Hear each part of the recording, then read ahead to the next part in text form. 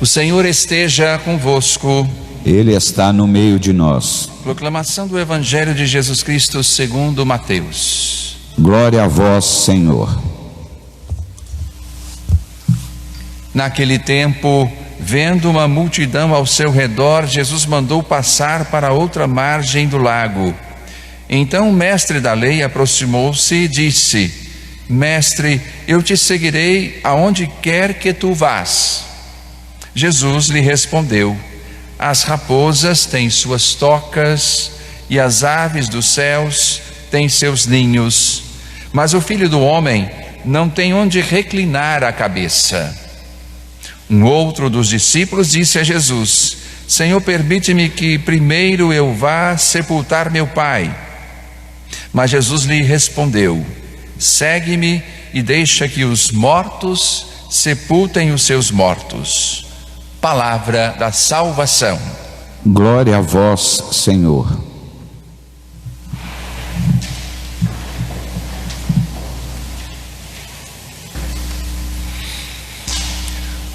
Da primeira leitura que nós ouvimos, tirada do profeta Amós, nós vemos emergir um grito do pobre. Deus vê a má conduta de quem explora os pequeninos. Deus vê aqueles que tramam contra a vida dos pequeninos. E aqui Amós, um profeta chamado por Deus, tem que colocar a público os crimes dos bárbaros, aqueles que manipulam o povo, aqueles que detestam o povo e só arrancam dele aquilo que necessitam, seu dinheiro, seus bens.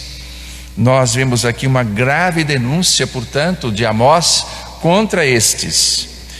Pelos crimes que praticaram, Deus será implacável, porque Deus defende o pequeno e o pobre. Deus defende aqueles que se colocaram à sua sombra, à sua proteção. E nesse momento, portanto, eles devem escutar os seus crimes que são colocados a público nesse momento da história do povo de Deus.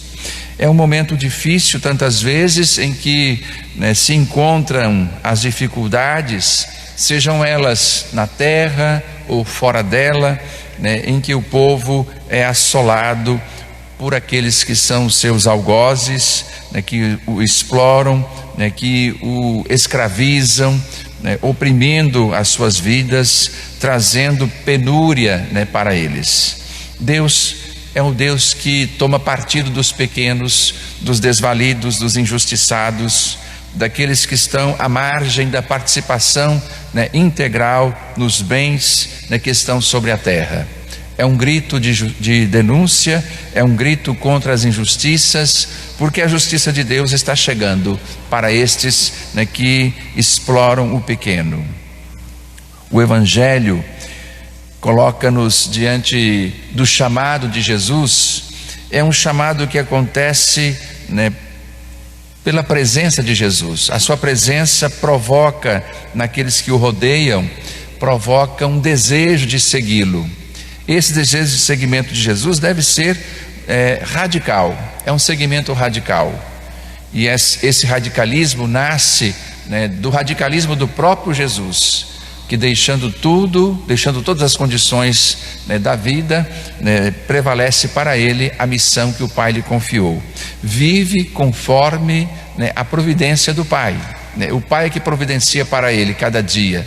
Não tem nem onde reclinar a cabeça.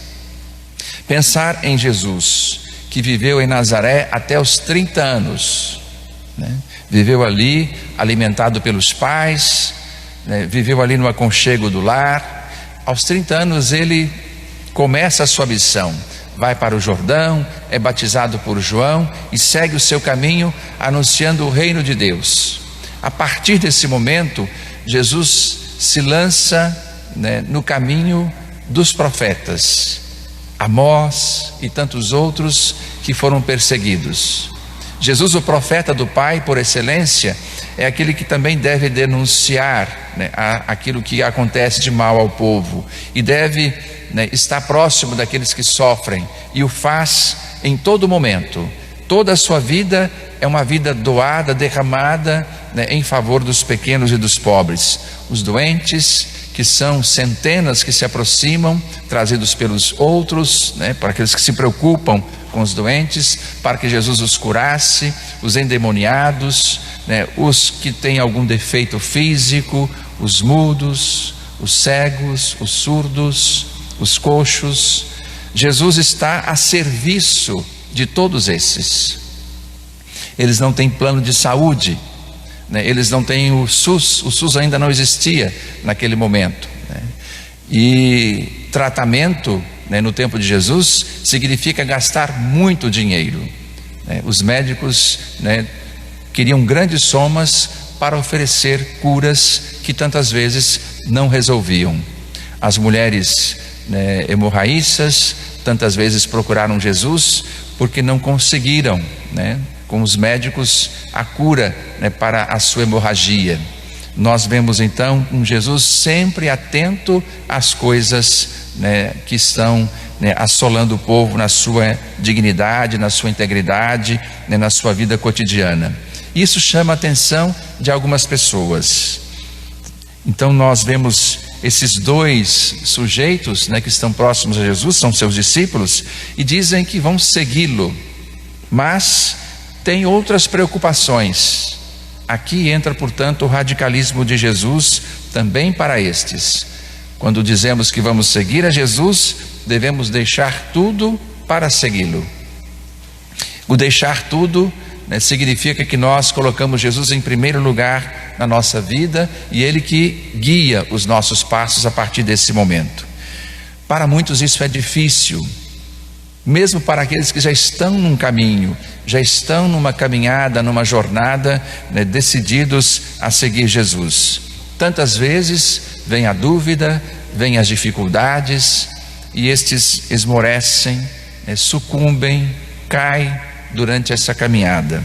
Jesus pede, né, que nós sejamos fiéis a Ele, e o segue-me de Jesus é um segue-me que é dito em todo o tempo, que ressoa até hoje. É um segue-me, né, que entra nas casas, nos lares, na vida das pessoas, sobretudo dos jovens, porque Jesus continua passando em nossas cidades, em nossas ruas, em nossas praças, e chamando tantos jovens, né, para o seu seguimento. Por isso, nesta Eucaristia, vamos pedir, né, pelas vocações, rezando por aqueles que são chamados, para que se sustentem com o apoio também da comunidade, de sua família, dos amigos, né, na resposta à vocação a que foram chamados, seja ela qual for, seja para uma consagração, ou seja, né, para uma vocação específica, né, que exige compromisso, né, e dedicação. Louvado seja nosso Senhor Jesus Cristo. Para sempre seja louvado.